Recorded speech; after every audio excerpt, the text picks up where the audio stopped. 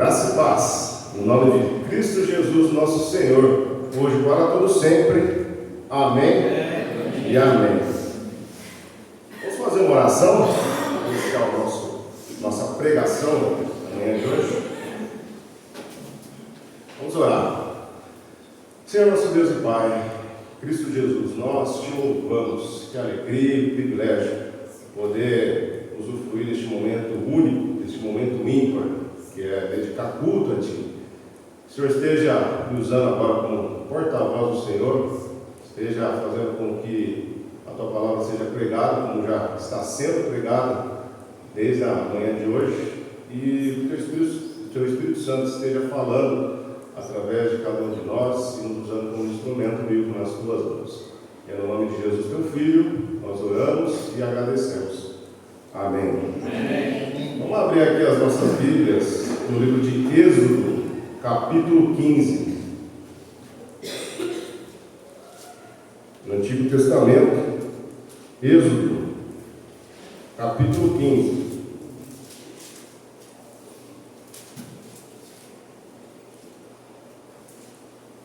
Êxodo, capítulo 15, do versículo 22 ao 27.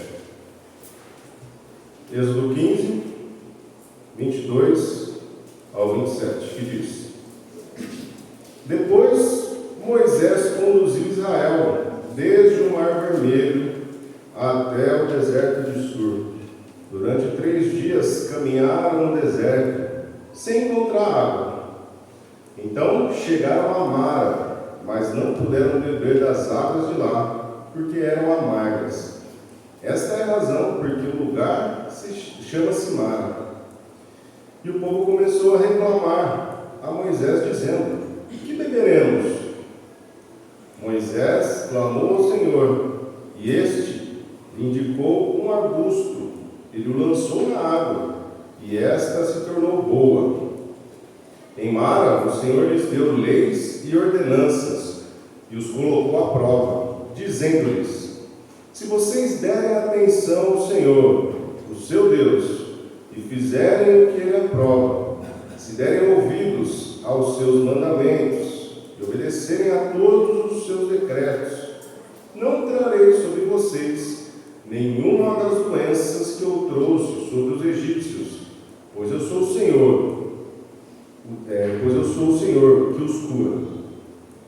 Depois chegaram a Elim, onde havia 12 fontes de água, 70 palmeiras, e acamparam junto àquelas águas. É muito triste dizer isso, mas essa passagem aqui, ela retratou o início do fim de praticamente toda aquela geração que ficou cativa no Egito, aquela geração israelita. Era uma geração que estava acostumada à dura escravidão, uma geração abusada, deturpada, vilipendiada, violentada e descaracterizada pelo faraó e também pela nação egípcia daquela época. Era uma geração triste, uma geração oprimida, nascida na escravidão, que nunca sentira o gosto da liberdade até aquele momento. Apenas havia esta tal liberdade em mãos estrangeiras, no caso, os próprios egípcios. Uma liberdade tão perto, mas ao mesmo tempo tão longe. E por ele ser povo oprimido, experimentado na duríssima servidão, esta geração israelita, ela possuía uma baixíssima autoestima, como um cão que é espancado dia após dia pelo seu dono, porém ele se alegra quando caem migalhas e de restos de comida de sua mesa. E no fundo, eles acreditam que tais migalhas é a máxima provisão de Deus, o que o Deus de Israel tem por suas miseráveis vidas. A amargura desse povo, desta geração, era tamanha que em quase sua totalidade se esqueceram ou mesmo duvidaram que eram de fato o povo exclusivo de Deus naquela época, não se enxergando como uma nação digna de sua independência, sendo dependente tão somente das bênçãos e também das provisões do Criador dos céus e da terra.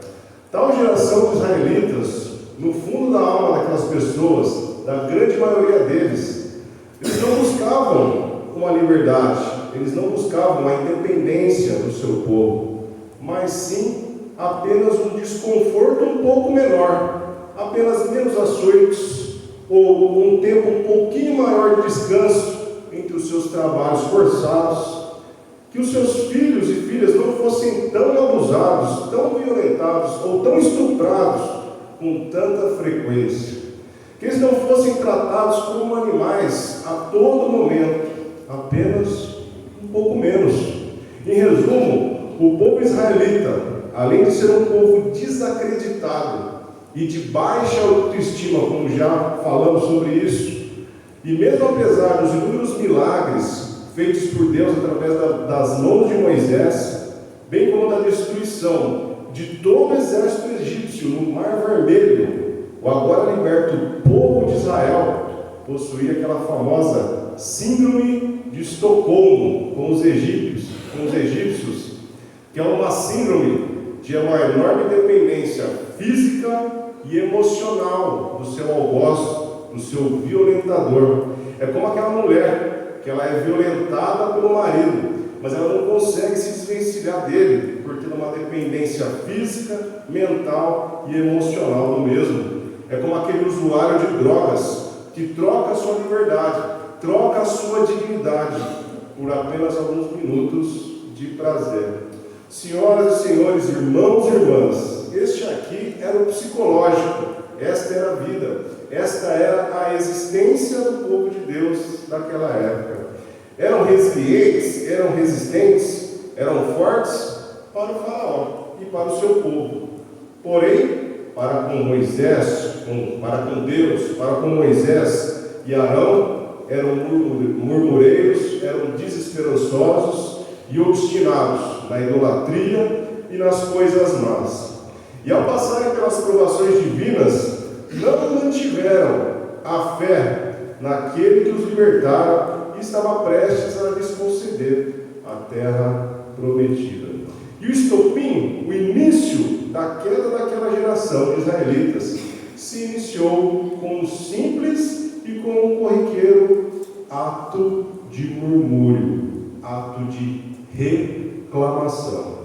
E se tem algo que contagia relacionamentos, amizades, famílias, cidades e até nações, é a reclamação. É a tal da fofoca, é o falar mal, é o desencorajar das pessoas do caminho que elas devem seguir.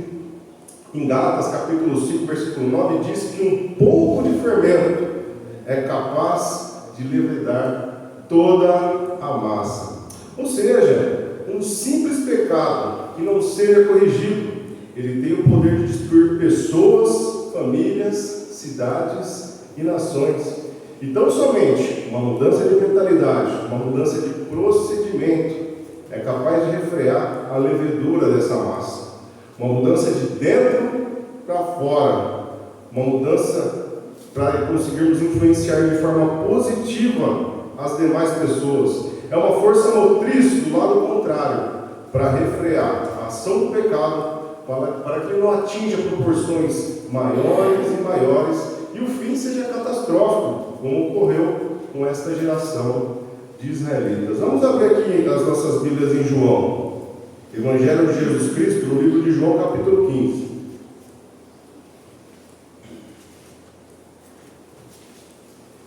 Livro de João,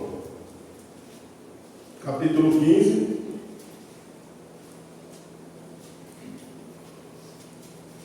A partir do versículo 9. João, capítulo 15. A partir do versículo 9, que diz, palavras de Jesus: como o Pai me amou, assim eu os amei. Permaneçam no meu amor. se vocês obedecerem aos meus mandamentos, permanecerão no meu amor, assim como tenho obedecido aos mandamentos de meu Pai, e em seu amor permaneço. Tenho-lhes dito essas palavras para que a minha alegria esteja em vocês e a alegria de vocês seja completa. O meu mandamento é este: amem-se uns aos outros como eu os amei. Ninguém tem amor maior do que aquele que dá a sua vida pelos seus amigos. Vocês serão meus amigos se fizerem o que eu lhes ordeno. Já não os chamo servo, porque o servo não sabe o que o seu Senhor faz. Em vez disso, eu os tenho chamado amigos, porque tudo que eu ouvi de meu Pai eu os tornei conhecido. Versículo 16. Vocês não me escolheram, mas eu os escolhi para irem e darem fruto, fruto que permaneça, a fim de que o Pai lhes conceda o que pedirem em meu nome. Este é o meu mandamento: amem-se uns aos outros.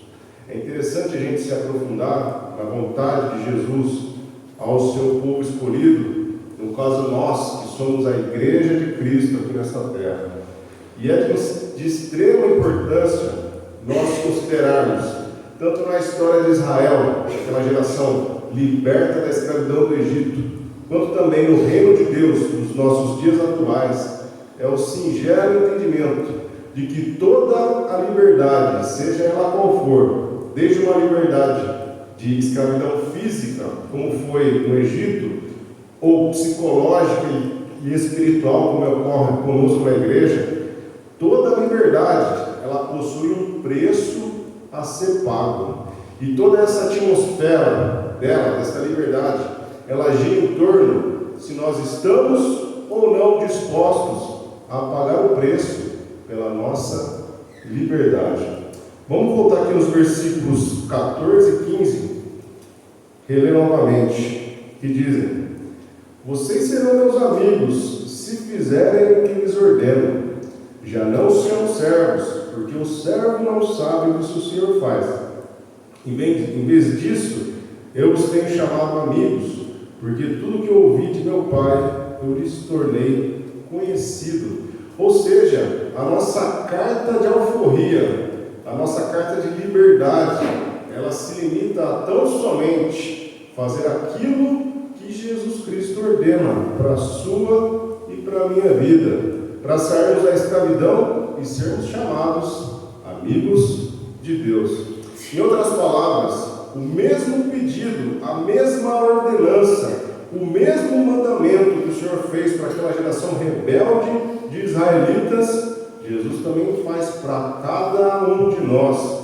E no versículo 10, que a gente vai reler novamente, que diz o seguinte, versículo 10: se vocês obedecerem aos meus mandamentos, permanecerão no meu amor, assim como tenho obedecido aos mandamentos de meu Pai, e em seu amor ele permanece, em seu amor permaneço. Ele já passa, nesse versículo 10, o pulo do gato para você e para mim, o princípio básico do relacionamento entre o homem e Deus. E eu coloquei o homem primeiro, porque o Criador já fez a parte dele no nosso relacionamento, restando agora a sua e a minha parte, como resposta a esta proposta divina, que é baseada 199% na obediência aos mandamentos, na consideração plena, sem murmúrio e sem reclamação dos mandamentos de Deus, na sua e na minha vida, de toda a vontade de Deus. E será que esse pedido é um pedido esdrúxulo que Deus faz para nós? Será que é um pedido absurdo, muito pesado, da parte de Deus para nós, que somos o seu povo? Essa resposta a gente vai encontrar em 1 João, capítulo 5. Carta de 1 João, um pouco mais para frente aí no final da Bíblia. 1 João, capítulo 5.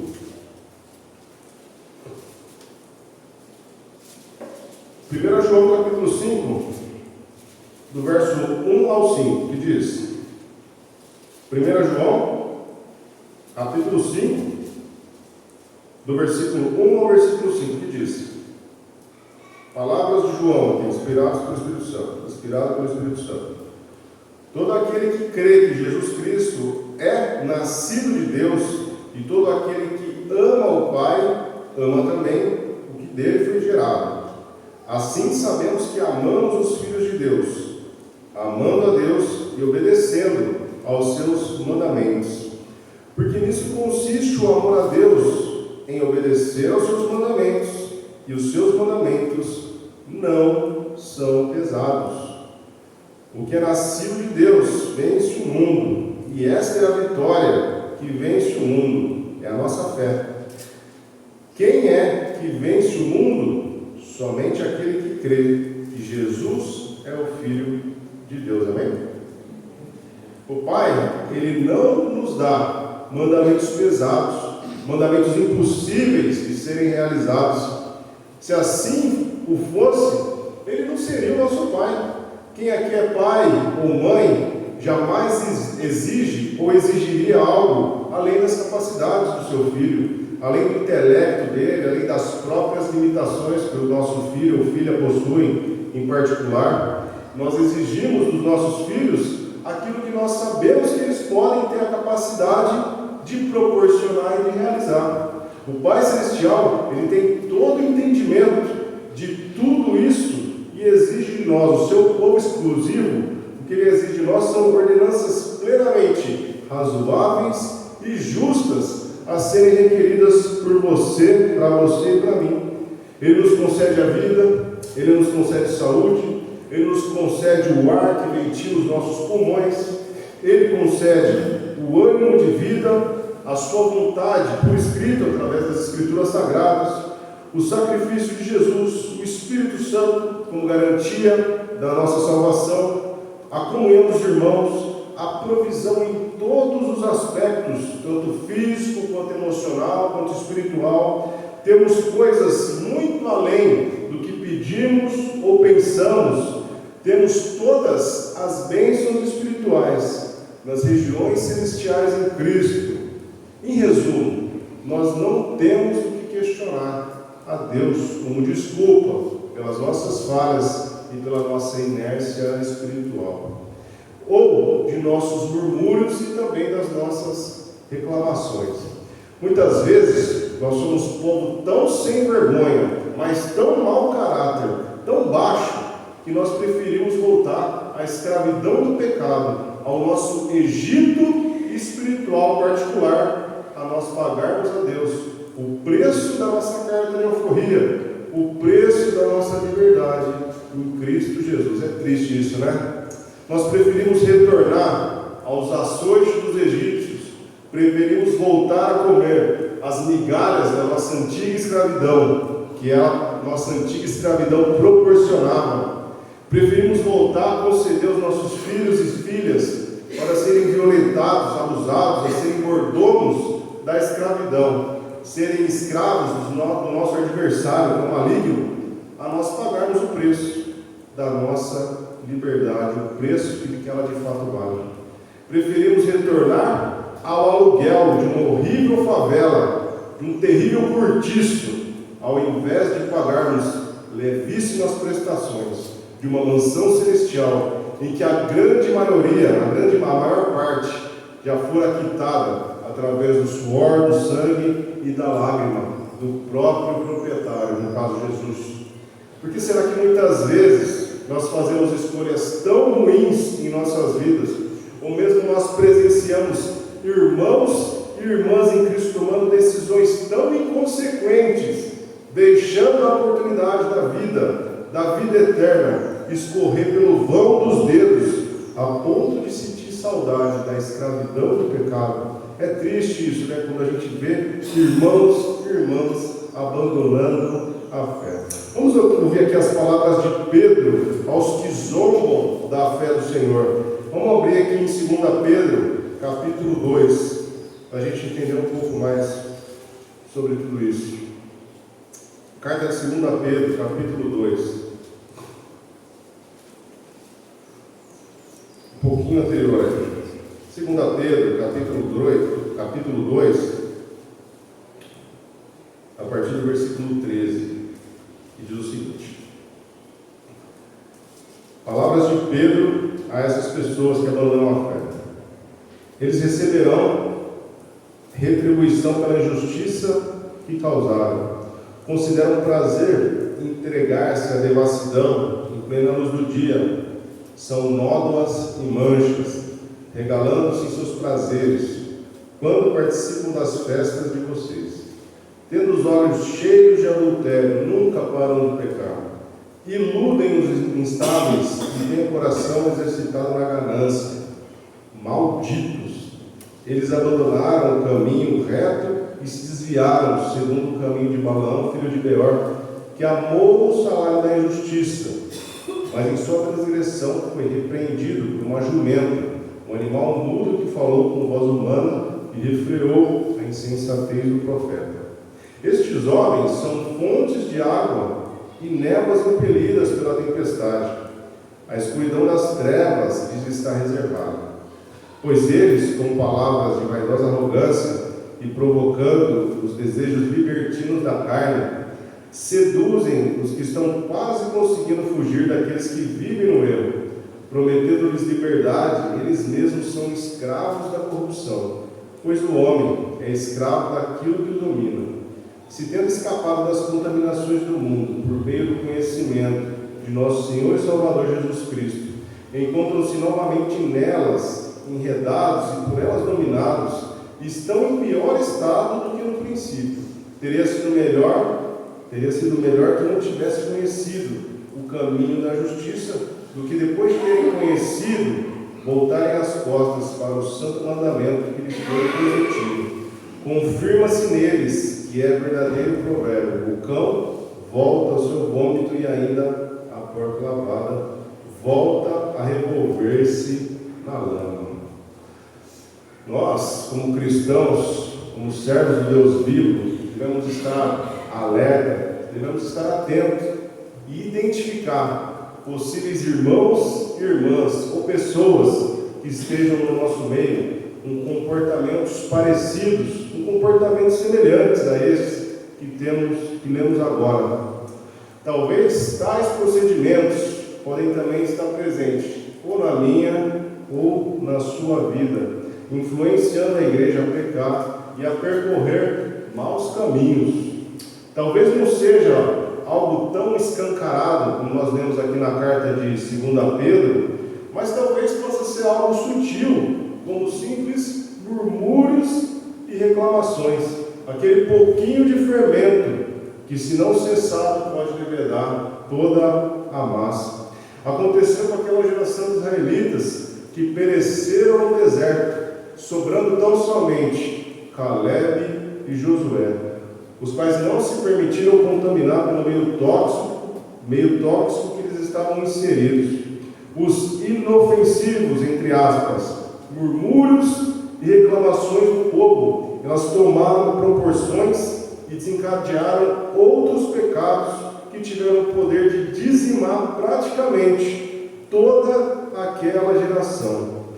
Em Tiago 3, no versículo 5, na última parte, na parte B do versículo, diz que uma simples fagulha tem o poder de incendiar um grande bosque.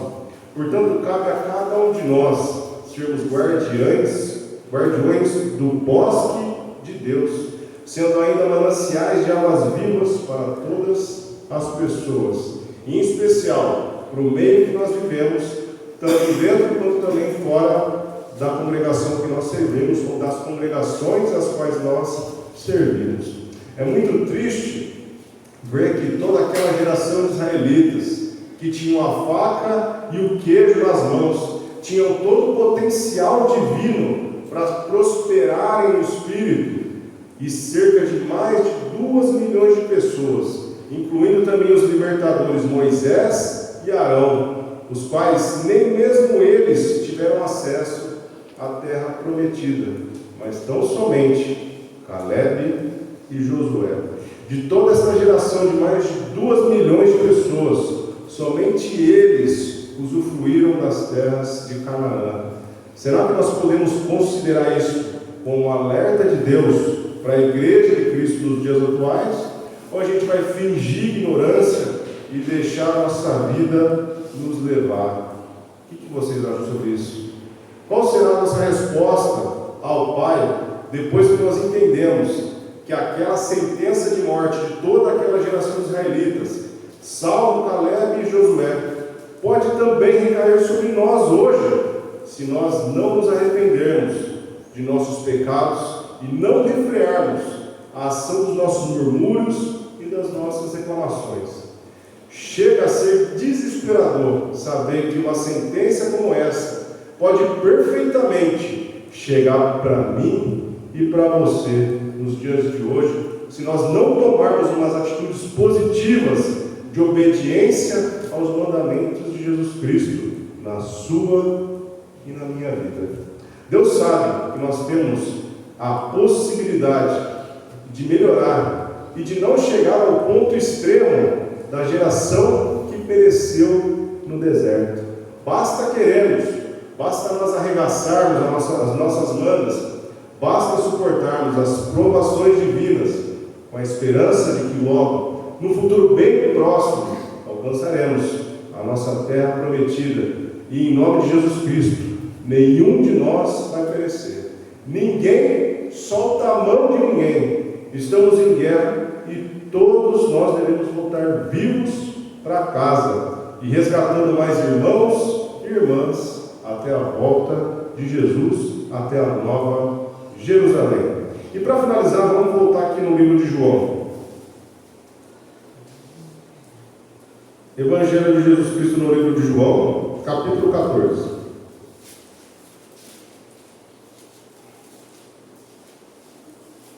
João, capítulo 14, do versículo 1 ao 4, palavras do nosso Senhor. Não se perturbe o coração de vocês, creiam em Deus, creiam também em mim. Na casa de meu Pai há muitos aposentos. Se não fosse assim, eu lhes teria dito: vou preparar-lhes lugar.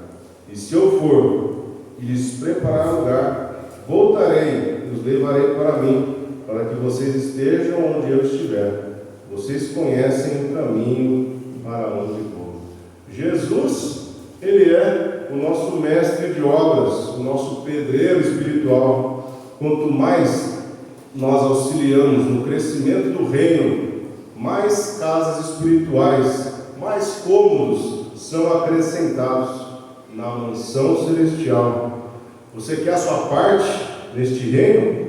Ou você quer retornar ao seu puxadinho do mundo, voltar para a sua favelinha, dominada pelo traficante de almas, Satanás? Qual é a sua escolha? Cristo, Ele é o nosso minha casa, minha vida ideal. Ele pagou a nossa dívida do pecado, e quitou para cada um de nós uma mansão espiritual. Porém, cabe a cada um de nós, não somente a obediência aos seus mandamentos, e que a pechincha ser paga pela graça divina, que é a nossa obediência, que nós continuemos a pagar e receber o plano de vida da minha casa, minha eternidade. Amém? Amém. Vamos orar ao Senhor. Senhor, nosso Deus e Pai, muito obrigado, Senhor, por este exemplo que está na tua Santa Palavra. Que o Senhor nos mostre o quanto nós devemos melhorar, o quanto nós devemos evitar o murmúrio, evitar as reclamações e receber de forma positiva todas as provações que o Senhor coloca em nossas vidas, e que o Senhor nos ajude a conseguir superar toda e qualquer provação, toda e qualquer tentação que o maligno porventura venha a nos afligir. Pedimos perdão por nossos pecados, Pai, que o sangue de Jesus esteja vigorando em nossas vidas a todo momento, e pedimos perdão, pois muitas vezes somos reclamões, muitas vezes somos pessoas más, mas precisamos do teu perdão, e queremos aqui dizer ao Senhor, proclamar ao Senhor, que nós não somos dos que retroagem, somos daqueles que permanecem fiéis até o final, até nosso encontro ao Senhor, ou até que o Senhor venha nos encontrar. E é no nome poderoso do teu Filho amado Jesus Cristo que nós oramos e agradecemos. Amém.